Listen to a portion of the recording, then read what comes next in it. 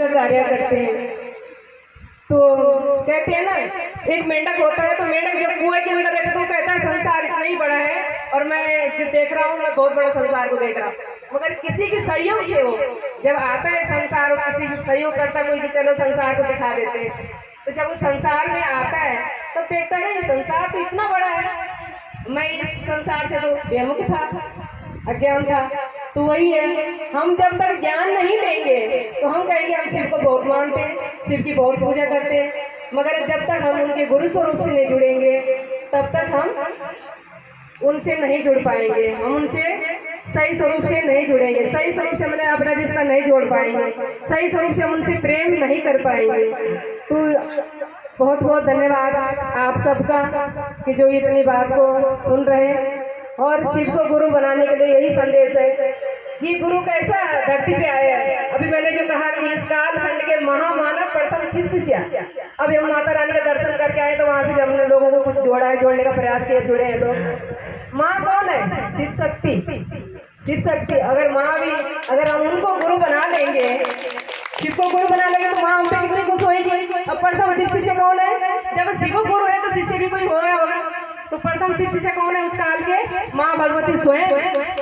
मगर इस कालखंड के हम क्यों बोलते हैं? इस कलयुग में एक महामानव हमारे भारत में जन्मा है जिनका नाम है हरेंद्र नाथ। उन्होंने बालकपन में जब उन्होंने शिव की पूजा करते थे और महादेव की जब तस्वीर होती थी उसमें वो क्या करते थे, लोगों के पीछे जैसे खेलते थे तो खेल क्या करते थे, तस्वीर में पानी चढ़ाते थे कि ये भगवान इसमें जल चढ़ाते हैं, लोग देखते हैं वो चढ़ाते।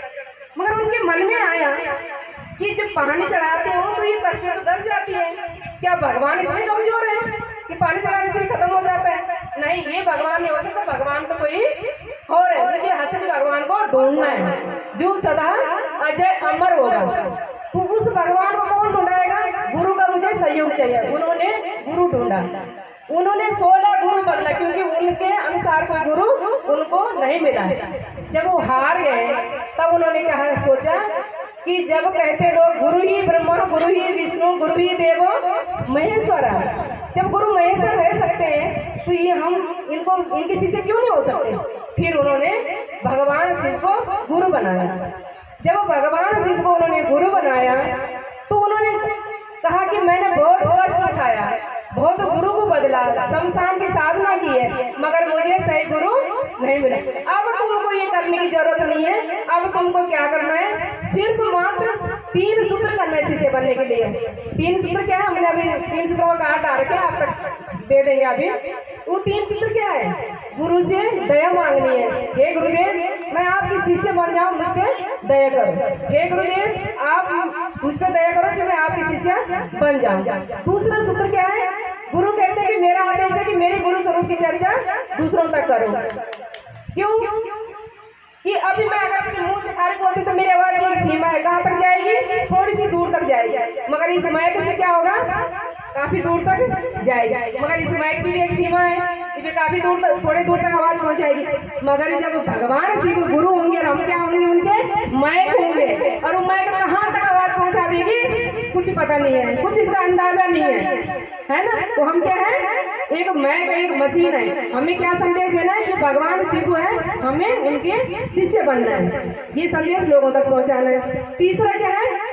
नमः शिवाय का मंत्र, सांसों से नमः और शिवाय, ये दोनों काम अपने मन में करना है। और एक दूसरा जो सूत्र है लोगों तक बताने का कार्य करना है। तो मुझे तो मिल गए महाराज जी। मैंने महाराज जी को परसों में मैसेज पे दिया, बोला है, वो मैसेज था एक लिखित में कि मैं गलत कर रही हूँ तो मुझे राह दिखाना, मैं सही करा तो मेरा सहयोग करना।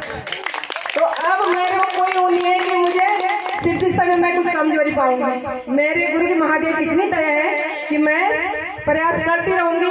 और इन गुरु बहनों की इसीलिए लाती हूँ कि तुम भी सीखो और मैं कल के दिन रहूं ना रहूं, मेरे शिव शिष्टा, मेरे शिव गुरु की चर्चा होती रही इस धरती पे, यही मेरी इच्छा है। ज्यादा समय नहीं लूंगी आप सबका, महाराज जी को सुनना आप, क्योंकि मुझे दिल्ली भी जाना है। और मेरे गुरु